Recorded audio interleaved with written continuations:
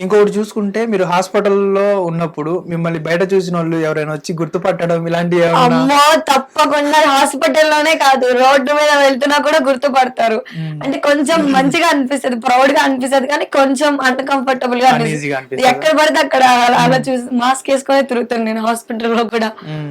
చాలా మంది పేషెంట్స్ కదా వస్తూ అడుగుతూ ఉంటారు. హ్మ్. లావణ్య గారు కదా మీరు అని. హ్మ్. నేను ఆ మూమెంట్‌లో అంటే వాళ్ళు అనరా? ఎందుకమ్మా ఇంత మంచిగా జాబ్ చేసుకుంటున్నావు గదా! ఎందుకు అవన్నీ చేస్తున్నావు అని? వా ఎవరు?